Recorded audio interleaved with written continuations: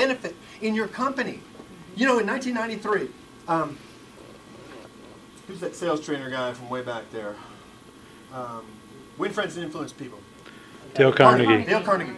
Carnegie's been dead, but his institution put a book together called Inspiring the Leader in You. In 1993, they said, my goodness, people, if you can't get the greatest amount of performance out of every single individual from the bottom to the top of your organization, you are going to suffer in the years to come.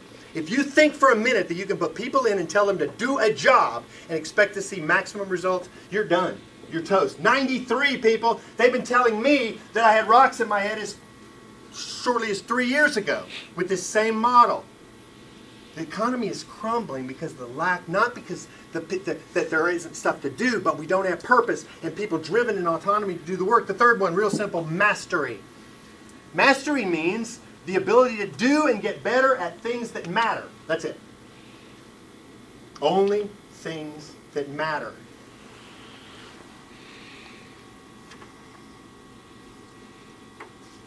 Tell me about that. Why do younger workers not use the slide rule? It doesn't matter. Why don't they do Morse code? It doesn't matter, right? Only things that matter. Those, what are those reports? The whatever they are, those reports. They don't really matter, right?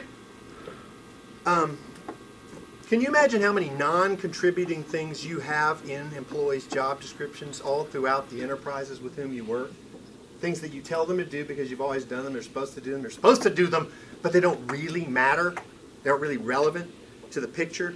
I can't think. By the way, Peter Drucker, he said, it's a shame that in a time when knowledge, creativity, innovation are at such a premium, mechanical practices rob us of our ability to harness them. Knowledge work is at the lowest value point in our history because codified into every job description are activities that have nothing to do with important outcomes and are given to folks with neither the training, expertise, and interest to do them. I can't think of a way to make a job more irrelevant. Now, you as a boomer may not have noticed because you came to work to do what you were told. But if somebody who comes to work to make an impact on the world, to be relevant, you're telling them to do stuff that doesn't matter, how happy will they be? How fast will they recognize it? How long will they stay with you if they can find something else to do? Now listen clearly. The only things that matter are things that impact the purpose of the organization, and that has to be customer-centric. Listen to me. The only things that make a difference to somebody who wants to come in and make a difference are things that touch the lives of customers, that make customers' lives better and easier within your organization. What am I suggesting here? Everything else either has to be jettisoned or outsourced. It is time to stop thinking that you can bring somebody in to do your payroll, entry-level position for a upcoming boomer, upcoming Generation Wire, when they know doggone good and well that doing payroll does not impact the mission of the organization, that they don't even know where they want to stay in anymore. You know what I mean? But if you had somebody who was expert in doing payroll and they worked for a company where payroll is what they did, and the payroll work that they did impacted the customer of that organization, you know what they're doing? They're doing something that touches the customer's life. If you have somebody who cleans your office, quote unquote, they're never going to become Employee of the Year. But what if they worked for a company that does cleaning offices where the cleaning is actually the customer?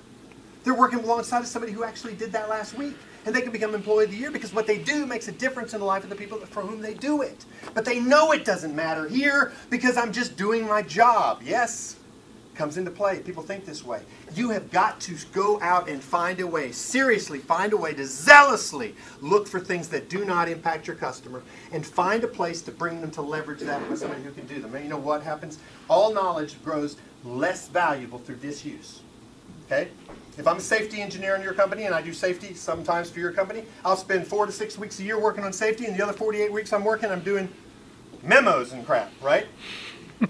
And my safety work is getting less and less and less and less proficient. You call me out to do it again. I haven't done it in 8 months, but I'm ready to go do it again and pull out the old thing. I have to relearn. But if you work for an outsourced organization, you realize he'd do it 48 weeks a year and become better and better and better and better and better and better, which enhances his value to himself and to his customers and to you when you hire him.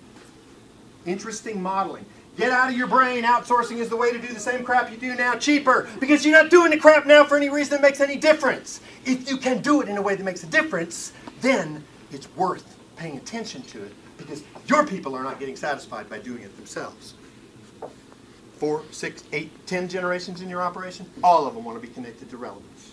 All of them want to be connected to relevance. Do your best to do that. 2 minutes, then I won't be able to sing my song. Oh, I don't want to sing my song. Okay. I said that you could lose your... No, I'm not going to do that. I'll sing my song. I'll sing my song. I gave you the song, by the way.